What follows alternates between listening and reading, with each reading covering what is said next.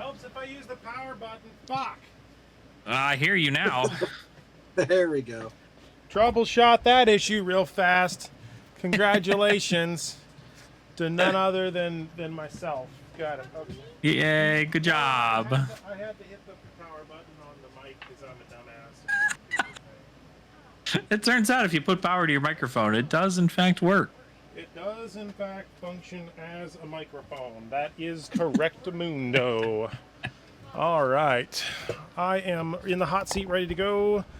I got you in my earballs, so I'm going to make sure I got OBS recording up there. I do. I'm not even going to bother streaming it. We got a time constraint, so we're going to alarm clock mode. I got a stopwatch. We're hitting start. We got going.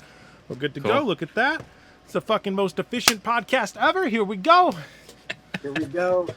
Ladies and gentlemen, boys and girls, friends of all ages, enter the arena with none other than our two special guests that are going to be both booing and cheering. Oh, wait, is that a spoiler? Anyways, welcome both Ben and Alex to the stadium. How are you doing today?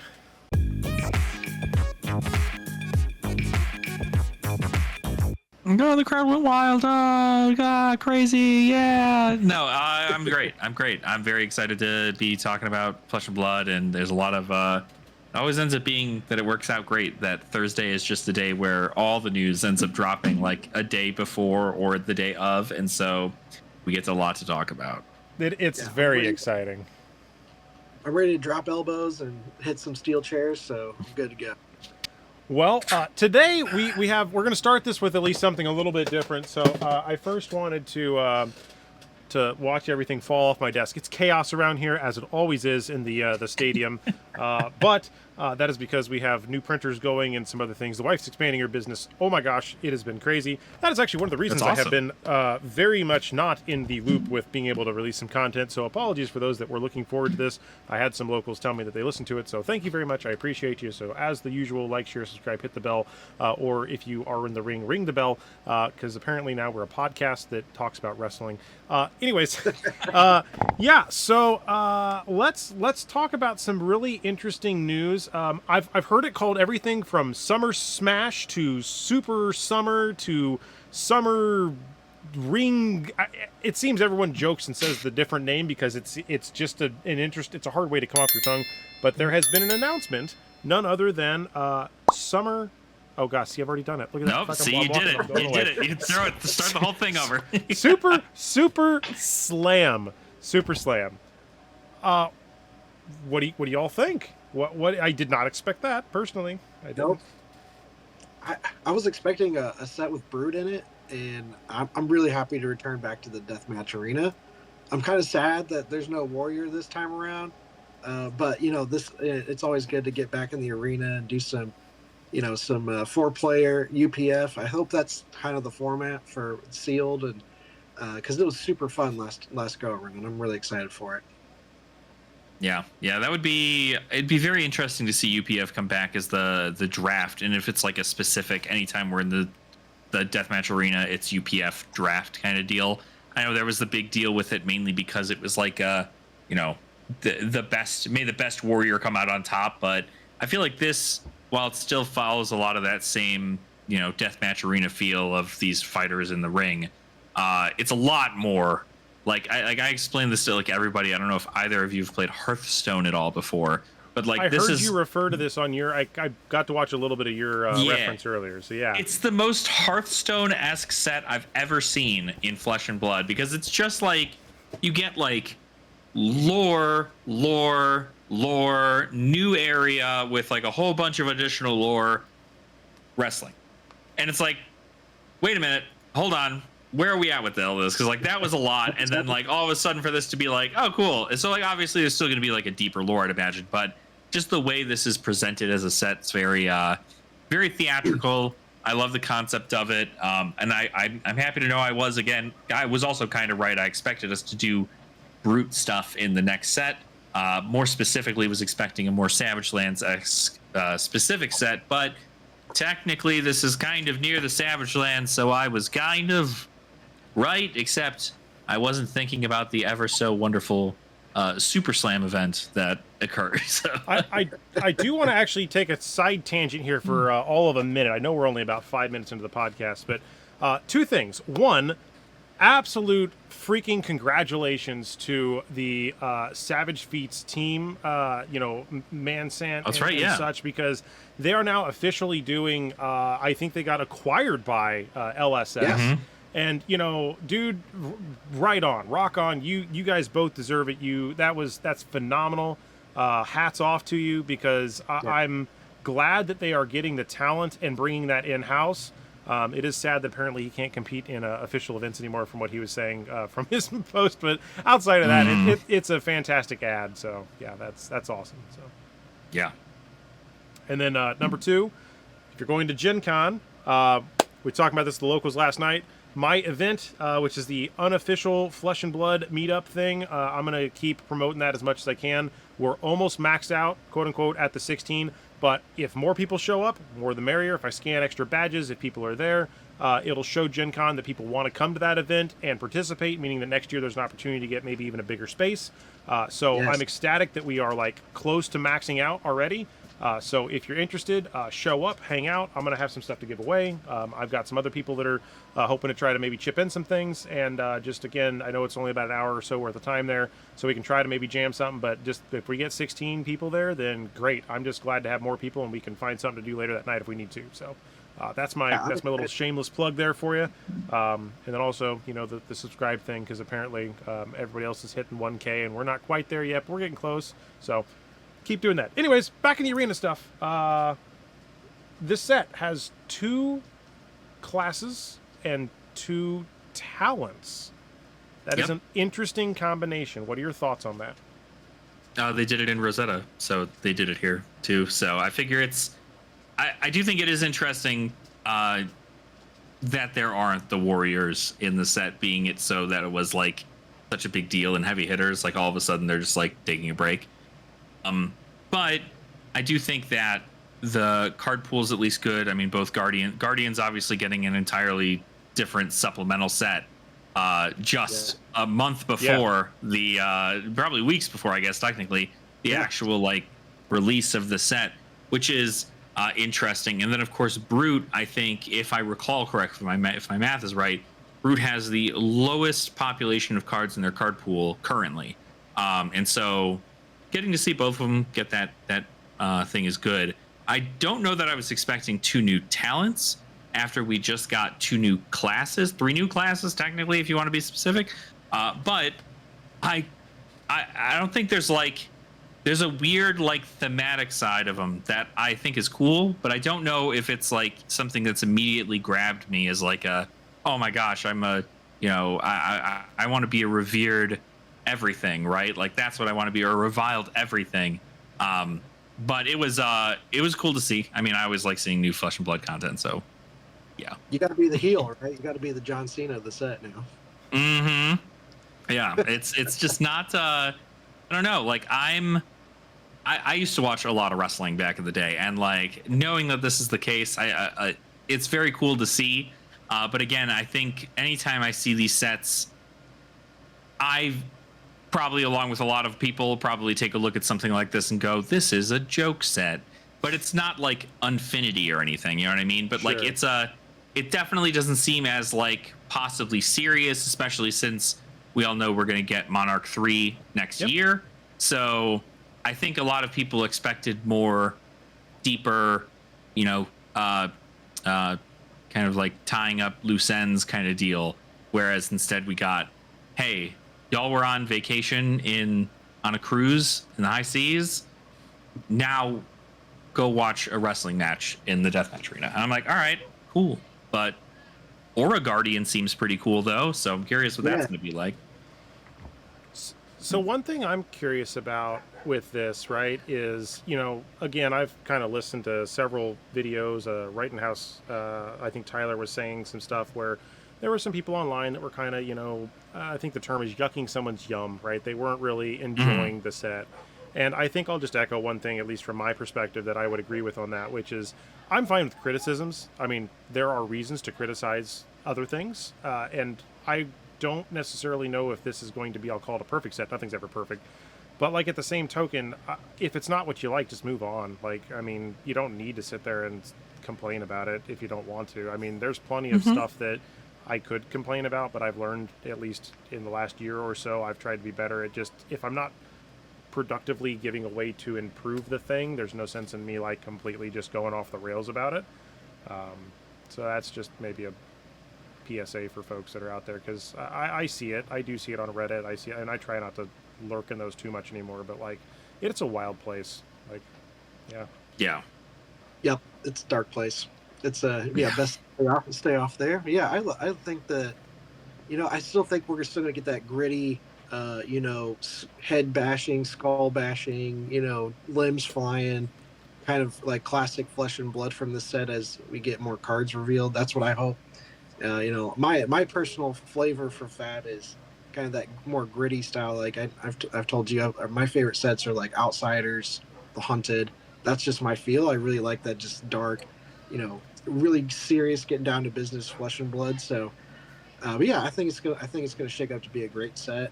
Reviled and Revered is really interesting to me because James was saying every region of Wrath has a talent of some kind. The other one that brought to mind, I was like, wow, we haven't been back to the pits yet. We haven't seen the talent in the pit. So I think that one's probably going to be coming due for us pretty soon. Yeah. Now, I would imagine it'd be Chaos, right? Am I correct in saying that? I would think, just because like it is where La Apocalyptica is, and their whole thing is the Chaos stuff. But obviously that's just lore assumption and all that other jazz. But so this is really for Alex. Sorry, Ben, go ahead. No, go ahead. Because of the focus on Commoner and Clash formats and the budget-friendly stuff, which is near and dear to my heart as well, but the reintroduction of super rares for this one-time spotlight only, which is one of the announcement pieces. For those that are following along here, I'm not sure we're going to go into every detail due to us trying to constrict this to about an hour. But I do want to highlight on some things, and I feel the super rare thing is an interesting add-in, and I wanted to ask this specifically to Alex. Do you think that they did that for a nostalgia thing, or for also a balancing piece to keep certain cards out of, let's say, Project Blue or Commoner or Clash, because that rarity helps control what is technically within the rights to play in some of these sets? Do you have any thoughts on that, or have you thought about that in depth? I mean, from a basic standpoint, I know that they don't make cards specifically for any of the formats outside of like limited and CC, like main use effectively.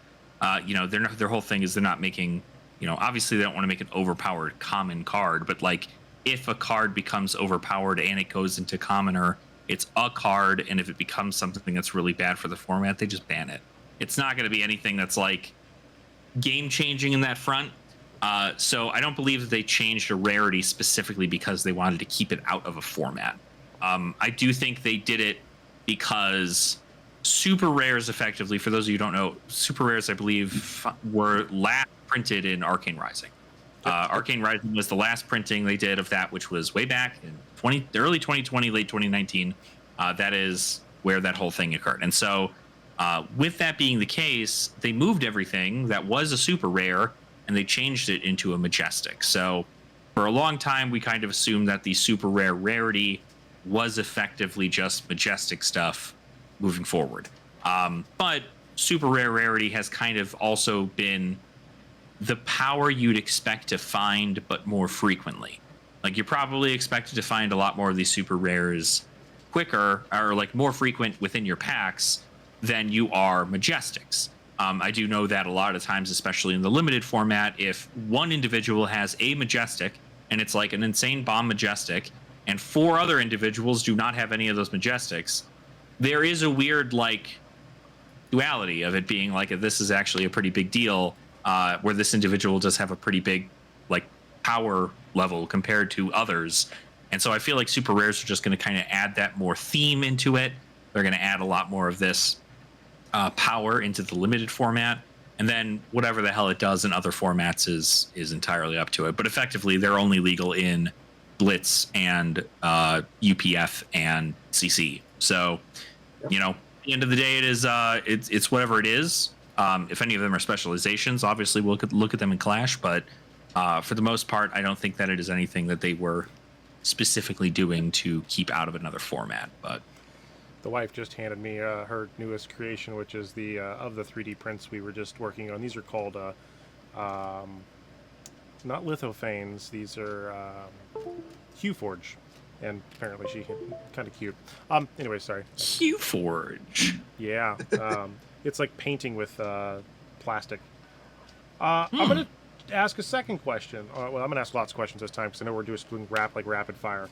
The pre-release kit. This one I'm gonna punt over to Ben.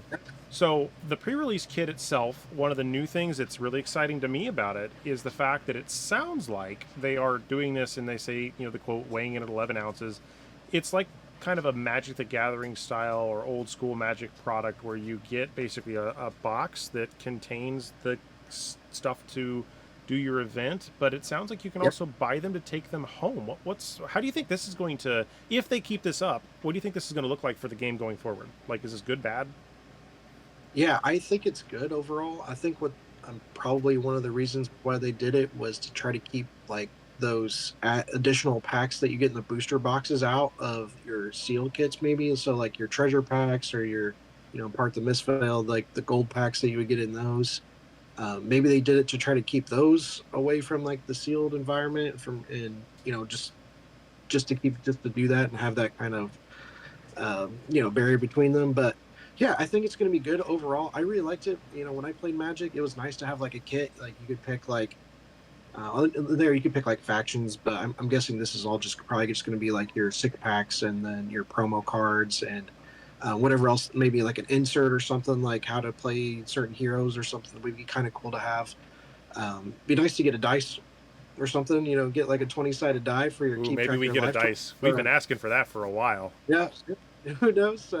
Yeah, I think it's going to be good overall. Yeah, and for those that just, I don't know, buy them and take them home, if you just want to maybe buy 1 or 2 extra and have your own little like pre-release with you and your friends, just sitting at the kitchen table, like grab 4 of them and maybe just do UPF by yourself. Yeah, do UPF by yourselves and have a good time. Alex, what's your thoughts?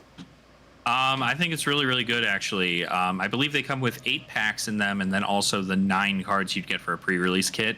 Notably, sitting at about $40 MSRP, that is cheaper than $5 a pack, which is what most places would sell them for. So you're already getting a steal in that front.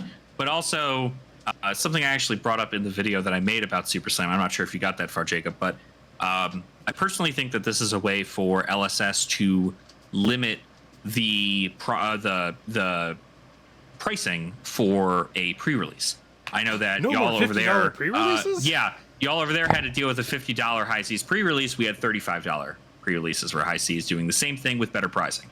Gotcha. And that, I believe, is going to be helpful in this regard. And much like Ben had said, it's nice, not having to worry about, okay, we have to crack open this box and then we have to raffle off this treasure pack, or we have to raffle off X thing that happens to be in here. But something else that's also really cool is that you don't have to worry about like splitting a box with 2 other people effectively, which is what's happening.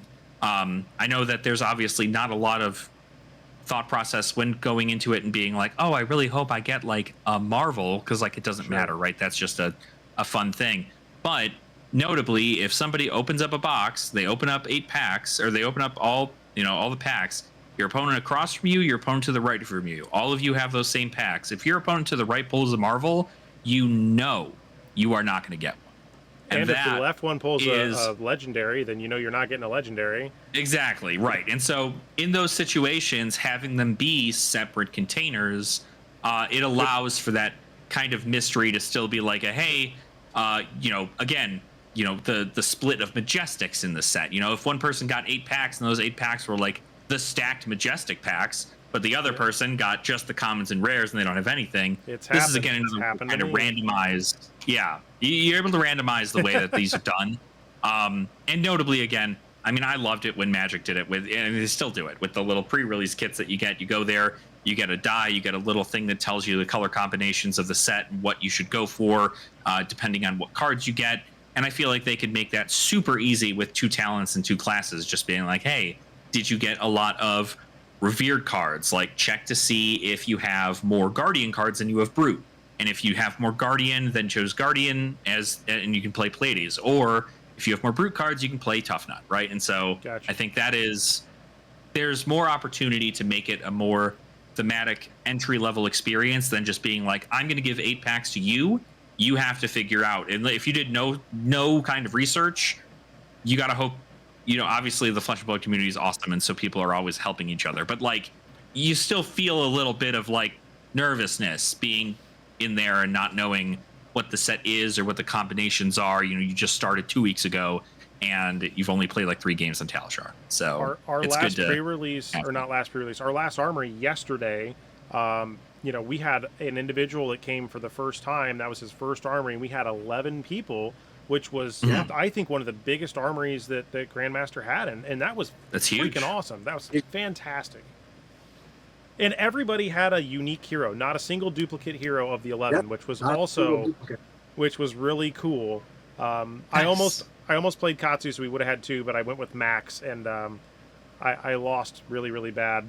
But I'm gonna keep massaging this. There's got to be a way to make this work. I got reconvinced to try some different ideas. Last thing on the Super Slam pre-release kit, I hope maybe there's a dice, and it would be neat to see if there's a stamped promo, because I know that's something Magic used to do, where you'd get some sort of special, like, dated version, like a pre-release on a certain day. That would be an interesting chase variation if they ever go down it, and it would almost kind of be weirdly in the same WWE vibe kind of in my crazy head as, a stamped, like, slam, like, boom, I don't know, that would make sense. Maybe they don't, but... I'm going to move to one thing in the product configuration, because this speculation earworm got put into my brain and I cannot get it out there. Ben is part of the responsibility for this with the other people that were there last night. Alex, have you looked... I'm going to see if we can coach you down where my brain had to go with this. Have you looked at the card list in the English versus Japanese and what the difference in card count is for each? Yeah, there's a Marvel missing from the Japanese set. There's a Marvel missing, but it's not a Marvel that is from anything other than, if you look at the specifics, it's a token that's missing. Well, there is also a token miss. Yes, the Japanese version does not have Crack Bobble in it. What if it's a Marvel Crack Bobble? It's not. Stop. It's not. It's not, Jacob. Don't do this. We went down this rabbit hole. We went down this for a solid 20 minutes. Like, we were like, no, there's no way. There's no freaking way. It's now, don't get me wrong, obviously that would be like the scurv of the set, is like to open up something. You'd be like, literally like the weapon, like the one weapon you can find in the entire set is just called the Bauble, and it's like outside of its thing, and it's a non-foil Marvel or whatever the fuck. Like, it's so cool. But it's been a table inside the Bauble the whole time that you can flip. That's what's been inside. But we do know, of course, that, like, obviously the reason that it's not in the Japanese products is because they don't care about draft. So, do you think we're going to see a Marvel boo and cheer token? That was something else I thought of quite extensively. We had conversations around. That would be cool. I don't know that we will, because I don't think they're tokens. Maybe we'll see Marvel, like, confidence or Marvel toughness, right? Stuff like that. But the concept of being booed is just something that is like a trigger that has happened in the turn. So it's not state. Like exactly. It's not a token that has been activated. It's kind of like you're marked, right? So, you've been booed. You can, I'm sure there's going to be several ways to note that you have been booed, but I don't exactly know what their plan is for it. Are we going to boo and cheer people at the pre-release there, Jacob? Say that one more time. We're going to boo and cheer people at our pre-release here. It's like, if I get knocked out early, I'm gonna woo, yeah. I think that's going to be probably what most of it is. It's just people screaming like, oh yeah, like anytime somebody cheers, you got to cheer, or anytime you boo, you have to boo. So I want to throw one other piece into this mix before we go on to, because we're about almost to the halfway point where we probably want to switch to the second topic. But the Armory deck Pleiades, it's Pleiades. I think it's Pleiades, but I have no idea. before we jump too deep into that, I do want to say that as the game states get progressively more complicated, like Gravy Bones and Puffin, this was something I was, working on for the cogs, the once, twice, thrice, because basically you can tap those. I'm discovering, and part of the conversation I think we're all having, at least at the locals, is and I think Dice Commando made a video on this too. It's very important to track what's been tapped and what's untapped, and for a lot of these, the board state is becoming a much more important aspect, kind of like your life total. You used to just randomly leave cards around, like I was bad at that, but now I'm noticing that a lot of this is becoming super imperative as we go forward. Do you think that that's on purpose, or do you think that it's just the evolutionary step that Fab has taken? I think natural progression. I mean, last night, playing Kasai, I had like three oh God, I watched. I had gold tokens, copper tokens, vigor tokens, agility tokens, and then I also had to keep track of Great Forge bracers and my Grain's blood spill. And yeah, there's just a lot. And you had on. the three. You had your 3 Ray's Army Centauri Sail Swords out too. My Sail Swords, yep. You had a lot. Yeah, I think it's having. I mean, obviously, there's going to be that board state. I think that's another reason why they also made it that tapping is becoming a more regular thing, because that is a very obvious way to say, hey, this thing has happened, right? Like that is a way to go about doing it. I do think that there's obviously you don't want the board to be like super crazy, but I also played Dromai in the past. Like when you summon 7 Ashwings, like as much as I'd like to put an Ashwing down plus a counter that says how many Ashwings I have, I can't do that, because if I swing several Ash, I can't just like take a thing and tick it down. I need to represent each individual Ashwing that came into attack. And so, it's kind of always been like that, kind of busy on the board ever since Illusionist. But I think it's, I don't know how they'd even go about. They've made it better with mini tokens now. So like if they have mini tokens and stuff, it's obviously less board, to take up. But there is definitely a lot happening. Yeah. I want my mini crack bobbles. There's no point because you have to put them in the deck. But it'd be cute to have a miniature crack bobble. Mm-hmm. I'm still, by the way, if anybody out there has extra of the crack bobble that rips in half, I still do not have my full set. I need a bunch of those, and I cannot seem to find them on TCG Player. They don't seem to like list them, so that's something else. Those are like listed.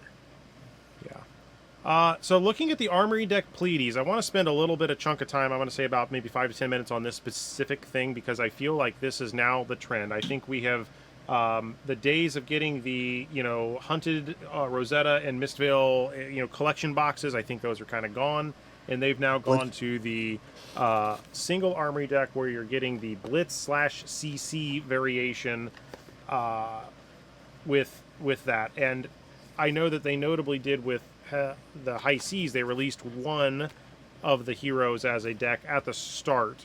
Mixing that with the Living Legend changes, what do you think that's going to mean for this Pleiades? Do you think they're going to do like they did with Gravy Bones, keep specific cards in there? Like, just thoughts in general about what you think about that.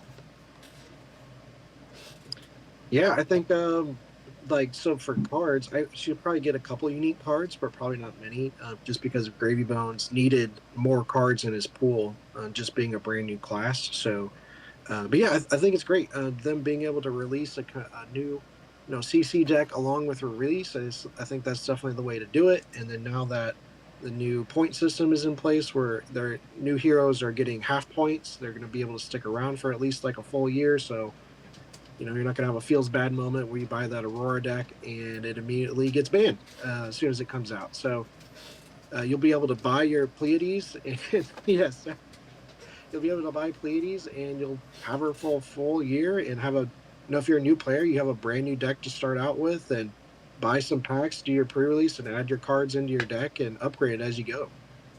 Yeah, that's pretty much the same concept on my end. I mean, I'm just happy that this is obviously a product that folks want to pick up when it comes to new heroes that come out.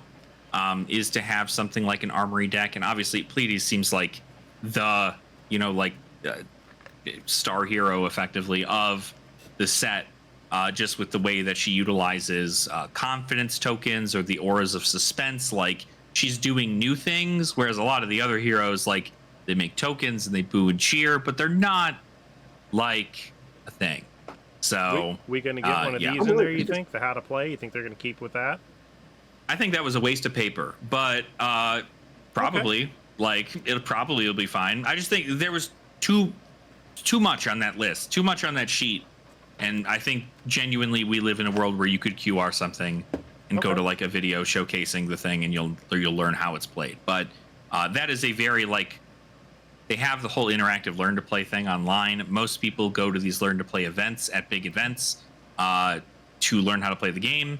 But if somebody's picking up an armory deck for the first time, fresh in, they just showed up to an armory, have never played before, and they want to play it, I don't think anybody could sit there and read all of that stuff, understand and grasp every single bit of it before getting into an armory. Like, it just doesn't. Hard pressed. You can buy it, learn about it, and then next week show up to the armory. But unfortunately, Flesh and Blood is a very difficult game, and so it is hard to just have a piece of paper in there with all of the rules and say, hey, here are interactions you have, here are interactions you don't. I liked it a little bit more where they had those tips and tricks cards in the Blitz decks, where it was just a star level of the difficulty of the hero, and then it gave you like 3 to 4 bullet points of here are things that this hero does, and give you a general idea about how that works. And then obviously you can figure out the resource system and all that stuff later. But yeah, I mean, you can see I basically have not leveraged my, the decks that I got from the Hunted box, because, it's they were okay, but they were just not. The format, the differences in formats, like, everybody wants to play CC, and I know I like the young heroes for the UPF and whatnot, but like, it now makes me, it almost makes me not want to even touch those, because it's just everyone is playing CC. Every armory we have is pretty much CC. It'd be hard pressed to maybe get people to play Commoner or Blitz or something. I don't know if we could. I'm sure we could talk somebody into it. I'm still having kind of a hard time asking people to play UPF. If I got folks in hardcore competitive Colorado to play Commoner and Project Blue on a Saturday of all days, like, we don't get a lot of attendance, but like, we have people who show up, and then like most of the time we're just there for vibes. If we don't get enough people to fire anything, we just play whatever the hell. Like, we test out some Project Blue decks, test out some Commoner decks, and even throw some CC in there, and it's just a fun little thing. But I think it's just, if you're going to do something like that, it's just about putting the word out there, and even if you get 4 people to show up on a regular basis, you can technically fire something off that. So as a transitionary item, I wanted to touch on Project Blue before we moved into the announcement that came off hot in the heels today for us. What do you think? I mean, that whole closing of Project Blue at the moment, maybe closing is the wrong word, but what do you think that is leaning toward? I mean, I think that right now, and I'm due to make a video on it probably soon. I might make it either tonight or tomorrow. But I think a lot of people are just kind of going, okay, cool, format's dead. Didn't make it out of alpha, isn't going to go into beta. That's their understanding of it. I read that blurb very differently, in which it quite literally just said, hey, we're going to close off any of the deeper communication between folks who are testing the event or testing the format in the Discord, because it is due to end its alpha phase when World Tour Auckland occurs. And then they are going to go back to the drawing board, do some deliberations, and if they determine that it's still something that they have the resources to want to push, and there's enough people still talking about it or still wanting it, the alpha folks said it was a great time and it was something they'd be willing to play, then maybe they push it to beta, which is then the worldwide like beta release of of Project Blue, probably under a different name if I'm going to be honest. But yeah, I think it's just they're going back to gather the evidence that they've gotten throughout Alpha and to talk it over at the drawing board of what's next for it. I think a lot of people just kind of saw that they do not currently, there's a literal section there that says they do not have any active projects for the beta phase of Project Blue at this time. And a lot of people looked at that and went, format's dead. They're not going to do anything about it. It's going to be like PvE all over again. You're just never going to see, you're never going to hear anything about it, and it's going to be dead. I don't think that's the case. Obviously, a format only dies when people stop playing it. So I think I know an entire Discord server that cares a lot about the format. So I think that it is something that if people really want to see more of, it's up to people like content creators and local communities to try and push and report and show on social media that they're doing these events. And it might be enough for LSS to kind of put an additional push towards it. But at the end of the day, I mean, I'm already part of a fan-made two fan-made formats for Flesh and Blood. It's just another one on the books, but as long as people enjoy playing it, I enjoy playing it. So, Ben, any thoughts before we jump to the next thing, which I'm sure you're chomping at the bit for? Yeah, I think Project Blue would be really nice to have like in a skirmish environment and to promote it somewhere there. Because I feel like skirmish is one of those tournaments where you get to try out all these new formats or less popular formats, and Living Legend and Project Blue I think would be really good for that kind of a scene and to draw in more interest to it and promote that format within. Yep. Got it. Yeah, it's going to be fun. I mean, I'm curious what's going to happen with it, but I know that again, right now it's just not a gem format, but that doesn't mean people can't stop playing it. There's an unofficial format ban list, so we at least have that to go off of. And if that's where it stays until deep into 2026, then so be it. But sure, I mean, obviously I do everything in my power to make sure to push these budget formats to local communities to get their stuff started. And I think that it's right up there with what people want with the responses I've seen. So we'll see. Obviously I'm not super anxious or anything in regards to the next steps, but I'm excited for where it goes no matter what. Well, I was going to pull up my demonstration of an Ira deck, so imagine there's an Ira deck here, because it's around here somewhere. I have a bunch of them. But from the depths of the original Ira deck, which I know I have one open over there, but I'm not going to dig around for it. So from the depths of that, all the way to now with the announcement of the Ira Armory deck, we've gotten some details today, and a play video. I haven't gotten to watch the play video, but I did see some of this. And there are a couple of very interesting, notable cards in this, and I will go last here, so I would like to ask y'all to kind of go over some stuff, but who would like to maybe discuss this, because I feel like there's some very fantastic choices in this. Yeah. Go for it, Ben. Yeah, I went over and saw the video today, went over the deck list for Ira, and I think it's really a really solid deck. If you're trying to just start out getting into playing, I feel like this is going to be easy to pick up, to understand, and even just to upgrade too. So just going over the deck list, there's some really solid cards in here. There's a reprint of Red Bittering Thorns. That's ECC exclusive, and for a while it was an expensive card for a while. So that is a nice reprint. So that's the only way you can get that Red Bittering Thorns is going to be in this deck, in that TCC deck now. So that's nice to see. You've got a really solid, powerful card called Enact Vengeance, which is the first 2-for-6 ninja attack action card, actually, which allows you to blow up an arsenal. So that is a super powerful. Ira can use her ability to push it up to a breakpoint 7, which is very powerful.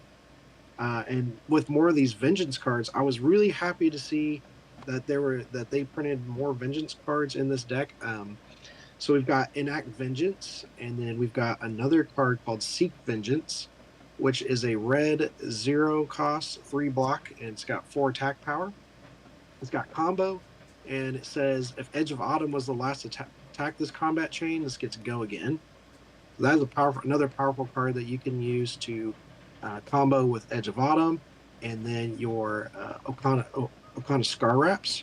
So you could use those to basically like flick your Edge of Autumn as an attack reaction, and then with the Vengeance card, you can get the Edge of Autumn back. So those are very nice cards to have in her kit. And there's a blue version of Seek Vengeance too.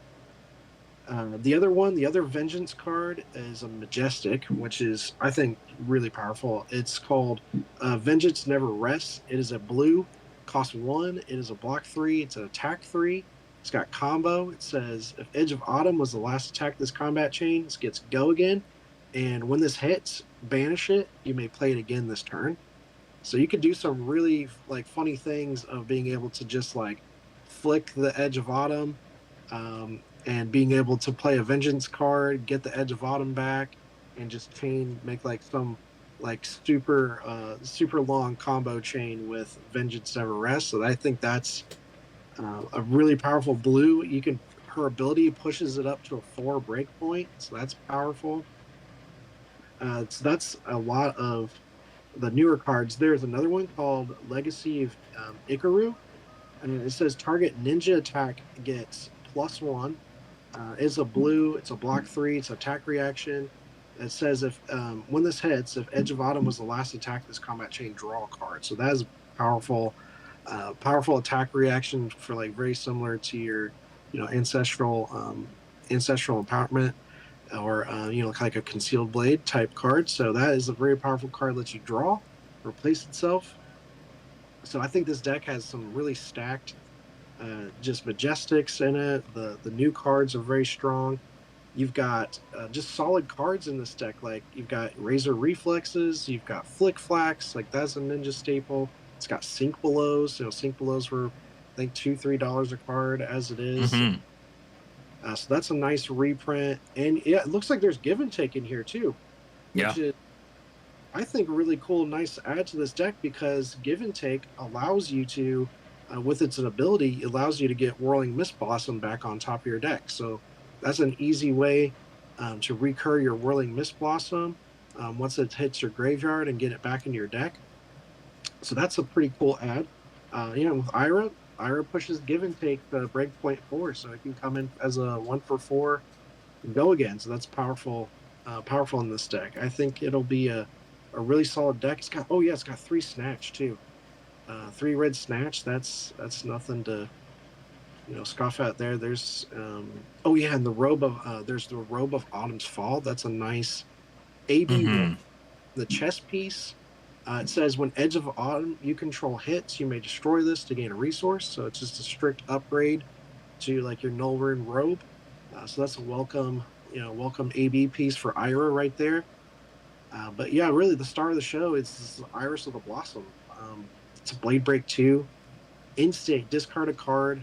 Search your deck for Whirling Mist Blossom. Banish it. Shuffle your deck. You may play it this turn. Activate this only if you've hit this turn. Like this headpiece is no joke. This is a whole new archetype for Ira. She is able to basically like just string together a Whirling Mist Blossom combo deck. This just takes the place of your Mask of Momentum or Mask of the Pouncing Lynx, and just focus around getting Whirling Mist Blossom and keep recurring it as many times as you possibly can in the game, pumping it up to a breakpoint, and just sending at your opponent as many times as you can. So I think this is going to be a really solid deck right out of the box for $40. And then if you want to upgrade it, one card I would suggest getting is probably 3 Prismatic Leylines. That card is going to be real good with Ira. It will basically take all of your reds and push them up to a breakpoint, and then it'll take Whirling Mist Blossom. It'll pump it by 2, and then your blues, like you can do some really, really nasty things with Prismatic Leyline. You can play Deadly Duo, which is a 1-for-3 red. It'll push it up to a 4. When that hits, your next attack gets +2. So then your Whirling Mist Blossom with Ira's ability comes in for 7. Go again, draw 2 cards. So that is real strong. Then you'd follow it up with something like Seek Vengeance, and your Seek Vengeance is going to come in for 5. If you've played Edge of Autumn, the combat chain's going to get go again too, so that can come in for 0 for 5. Yeah, I think it's good. Ruh-roh, I think we lost him. He's back. Alex, do you want to keep going? What? I think. But now Ben's back. He's back. Yeah. Ben, you're back. Okay, Welcome. Ben? Yeah, I'm back. Can you hear me? All right. Okay. Yeah, we can hear you. Alex, so, what do you think? I mean, effectively same concept. Like, I think the deck is really well structured. It's nice that using the Okana Scar Wraps kind of allows you to make that pretty consistent, make something a breakpoint ability. So long as you've gotten that Edge of Autumn there. I do think that there are obviously worlds in which that might get changed up, just strictly because losing an Edge of Autumn turns off half this deck. And so if you can't, if the Vengeance cards don't come in for enough to deal damage, or they'll never get go again, obviously you can cheat them out with things like Razor Reflex. Like, you're able to hit because you just have to hit with the Vengeance card. You don't need to have played an Edge of Autumn card or play an Edge of Autumn and then also a Vengeance card.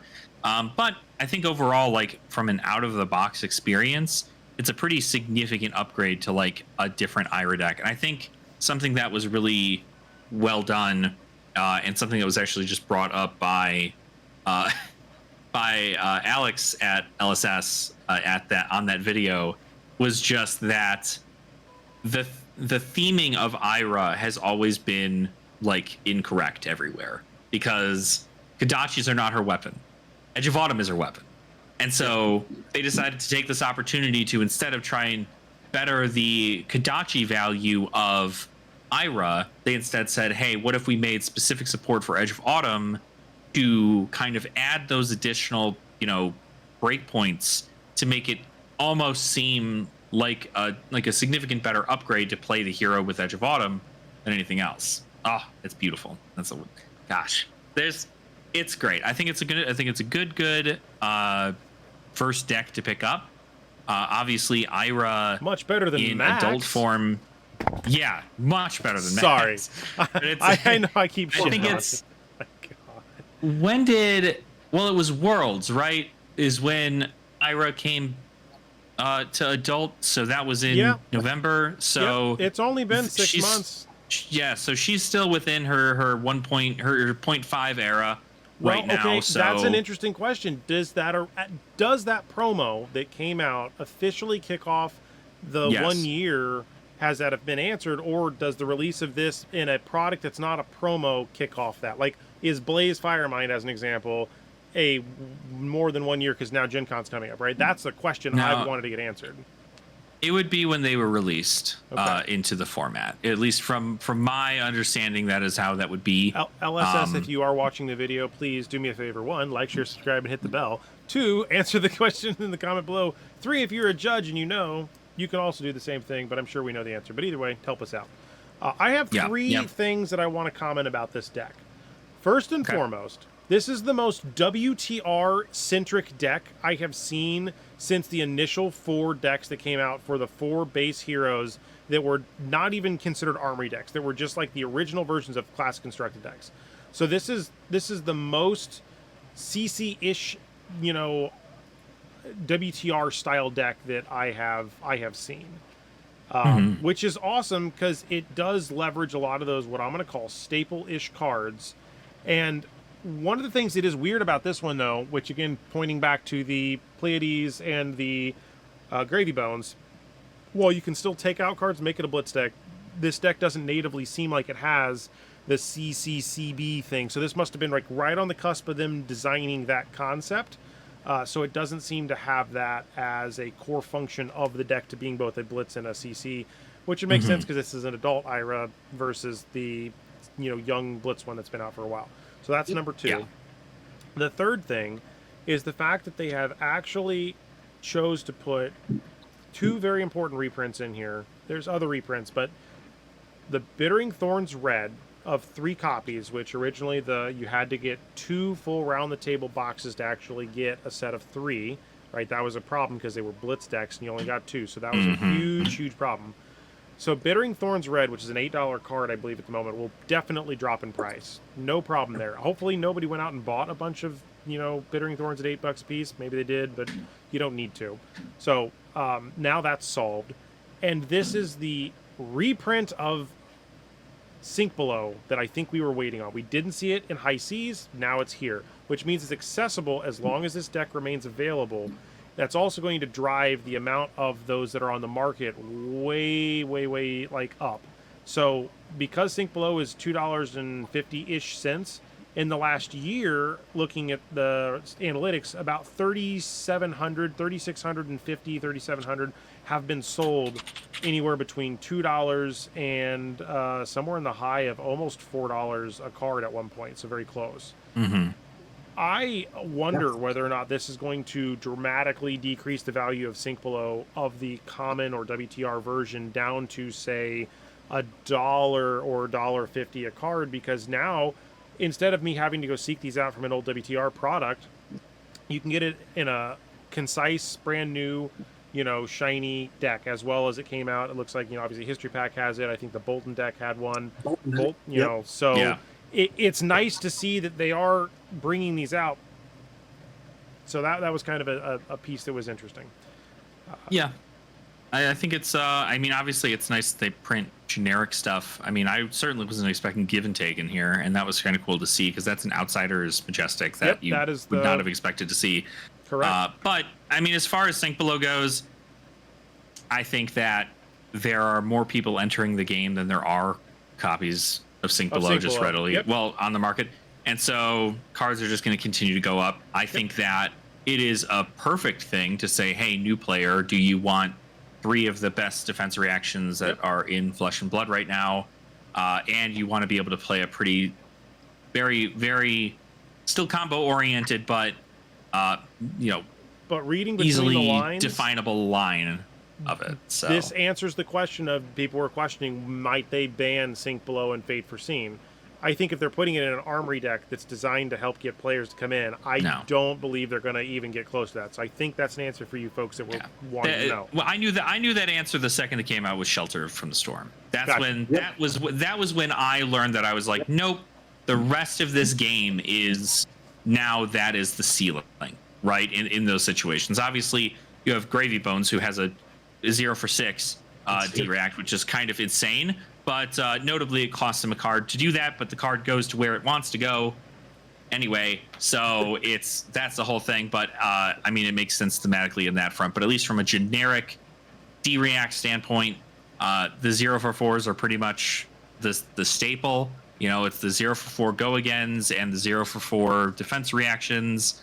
That's how you block out these big breakpoints, because, believe it or not, we see it in Project Blue currently, where Pummel gets to run rampant in nearly every deck, because who the hell is able to block out 4 additional points of damage?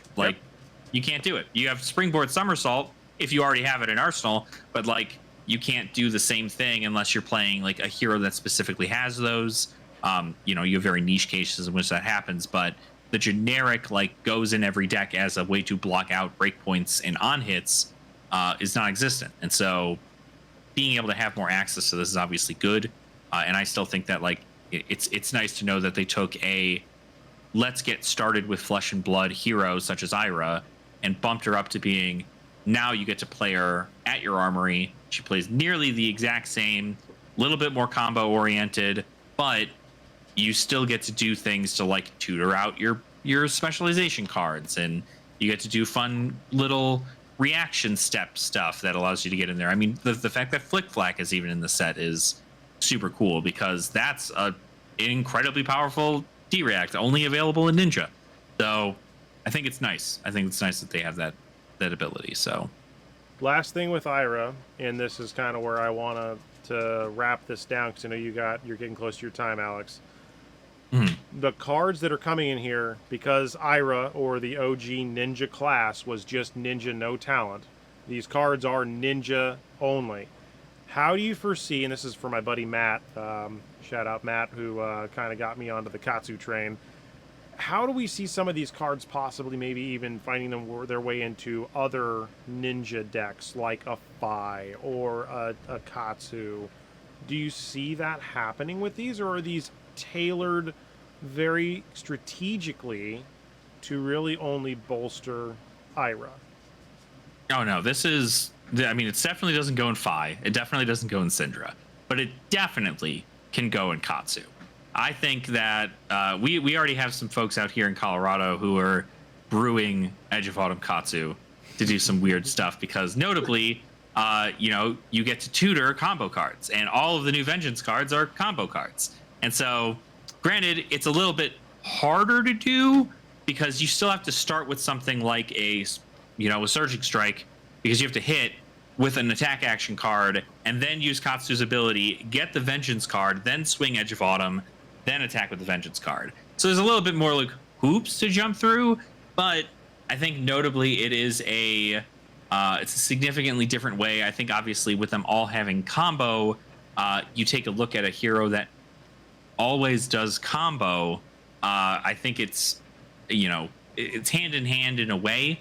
I believe that the Bonds of Ancestry lines that they're doing right now are just significantly better, but I think if there are cards to replace overall, it does make sure that those zero cost blues can now be any cost for a blue. So you get to put notably in that same video that they showcased, you have flying kicks that all of a sudden are fine to be put in blue because you don't have to worry about them being zeros, and it works out there. So there's a world in which they get used in other heroes, but I do think that with the way that Ira's ability works, it makes more sense for her to utilize them because she wants Edge of Autumn to hit. She also wants Vengeance cards to hit, and adding any additional value onto that through her hero ability, as well as the cards in the deck, and even Okana Scar Wraps. Like, those are all ways to essentially benefit from that. Yeah, I would agree there. Yeah, just I think for Katsu's standpoint, I think it'd be a little bit of a stretch for him to run a lot of this, but there's still people are going to try to brew something up with them. I think Vengeance Never Rests would be really interesting with like Retrace the Past. You could retrace the past and call Edge of Autumn, and then you could attack with Vengeance Never Rests, or you could. There's all kinds of like really silly combo stuff that you could do with Katsu. But yeah, I think that they did a really good job, like custom tailoring this deck to be just for Ira for the most part, and kind of keeping this in its own little shell here. Awesome. Well, I believe at this point I will kind of go to the final comments, questions, things to add, random topics and thoughts, because this will get us close to that hour mark that Alex was shooting for today. So start with Ben. Ben, you got anything you want to add, talk about, comments, things? Yeah, lore, I was going to talk about some Super Slam stuff. So lore-wise, Lyeth. Why is Lyeth in Volcor Imperial armor, and what's going on with this guy? Like, I want to know more about his story.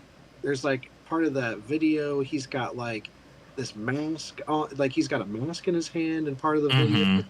So what's going on with this guy? He seems kind of demonic in some regards. So has he become Shadow Guardian at some point? I'm just really interested in this guy. First 5 intellect as well, and they call him a dwarf, even though he's a guardian, so that's kind of interesting. He is a dwarf, though. Yes. Actually. He's legitimately a dwarf. Also, yeah, first dwarf hero. Kind of a thing. Because, I brought this up because, of course, I think that obviously a lot of media takes from other media in situations here. Either Victor is on top of a donkey, or you're looking at more of a Lannister from the Lannisters from Game of Thrones, in which you have the Jamie, I think the older brother or the younger brother who's of regular height, and then you have Tyrion. Tyrion, and he doesn't have, and he's just got obviously he's short, and so this might just be the same kind of situation in which one brother is. Maybe they're adopted. I don't know what the deal is, but effectively, it's kind of cool. I'm not sure if that is Imperial armor. It's certainly the colors, but like I don't know if it's entirely Imperial. I think it might just be the contrast of like Victor compared to Lyeth. Like Lyeth obviously being like Victor's a piece of shit, but like Lyeth, like you look at this guy and you're like, that guy's definitely a piece of shit. And so I don't know what the concept is with all that, but it is kind of cool to see that there's a lot of change there with that. I'd love to do a completely all generic 5 intellect, try to find as much eking out of like just get wide hands, like the joke we even said was what was it, fire breathing with 4 blues, or yeah, fire breathing 4 blues each turn, like try to set that up to do like 3 of those in a row. Just something stupid. Exude confidence. You could do some really weird exude confidence stuff with a ton of blues in your hand. Uh-huh. Yeah. Another good one you can do with Lyeth is Rouse the Ancients, because it is a +7 for that one. It's so its base is 0, so nothing happens there, and then you get that 7 go again for a 5-card hand. It's pretty strong. Yep. Yeah, a lot of value. I think he's a very interesting hero, and I think obviously there are ways to like his charm thing says that you can turn off a hero ability, which is kind of cool because not only can you turn off his own ability, obviously, but you know, unfortunate for Leviathan players all around the world, but when you have 13 cards in your blood debt stack and your opponent goes Liar's Charm, you take 13, you die, and it's like, oh wow, that's kind of nuts. Yep. Yeah. So I like that they've it's crazy. innovated. They seem to have continually innovated in ways I would have not expected, right? Because there are knobs on a card. You can tweak the intellect, you can tweak the life total, you can tweak the hero ability. I'm glad that they're still playing with, again, KO only having 1 weapon zone. You know, there are things like maybe we get a peg leg. I thought we'd get a peg leg pirate where they would not be able to wear feet or something, or, you know, whatever. Just something interesting. I don't know if we're ever going to get introduced to a new zone. The closest we got to that was like the quiver for the ranger, right? But maybe they at some point introduce a new zone for people, because I'm thinking still in the long run more like the D&D or like Diablo, where you have like rings and signets and things you can put on that increase your character. I still can't believe the stupid amulets are $90 for the diamond one. That's wild. Should have bought it when it was $20. Wild. So, well, with that, Ben, what do you got? What's left? Oh no, I was gonna say that one of our friends from the shop last night opened 1 pack of High Seas and pulled that diamond amulet right out of the Nice. box. What is this? He pulled the diamond amulet. I thought I know another guy because I bought the Puffin Young Marvel off of him because he bought that. So we got a diamond as well. Yeah, he the other guy pulled one pack of High Seas and got a diamond amulet out of it. It was like, you know, this is like 1 in probably like 4 or 5 cases, right? That's really huge. nice. Huge. That means that box was stacked, because that was the same box that would have had that Marvel in it. Yes. That's wild. I'm still also looking to get all the puzzle pieces for all the different ones. So Alex, if you want to like come up with a stack of extra ones that you have from out there, I'll pay for shipping and get those like in something for them, because we are missing so many between a lot of the folks out here, and that is on my list to do. So yeah, it's on my list too. I don't know how frequent I run across them, just because people, you know, right now I'm getting a lot of bulk from folks for High Seas, but a lot of that does not come with the art cards, because those are treasure pack things specifically. Yep. And then like I think every now and again I get lucky and somebody doesn't want their art card from their gem pack, but that's different. So we gonna luck in and see you sometime at Gen Con possibly, or is that a hard no? No, I've got far too much happening now, and I've been reminded of 3 different events that are happening locally here that I'm like, all right, that's right, I do in fact have to go to these. So it is unfortunate that I can't go to Gen Con, but I will, knowing that Worlds is not going to be in the US next year. I should have the more PTO available to actually go do it next year. So keep me to that, because I wanted to actually go. It'll be fun to hang out with you. So yeah. All right. Well, thank you both for hanging out. Thanks for reviewing we got the crowd boos and the crowd roars and the surprises. and the super slams, the super of the slams, and the Iradex. So, yeah. Until next time, thank you, and cheers, everyone. So, Yeah. Bye, everybody. bye. Bye, everyone. Hey, I think we did it in like an hour and 2 minutes. I think that's like the shortest episode we've ever done. Boom! Look at that. Awesome. We slammed, and it's funny. We did actually just hit pretty much everything. Like that was pretty good. Yeah, Like We slammed the slam. we slammed the slam. We sure did. So No pun. cool. No puns. All right. Well, thank you, boys, as always. It's always a pleasure. And I look forward to seeing about doing this next week. Next week. Yeah. Cool. Next week. That sounds good. Well, Cool. Alex, I'll catch up with you. I'm sure you got to jump off here. Ben, if you got a minute, I can chat with you. Otherwise, it's up to you. So. Yeah, I'll stick around. All right. All right, see you guys. Bye. Bye.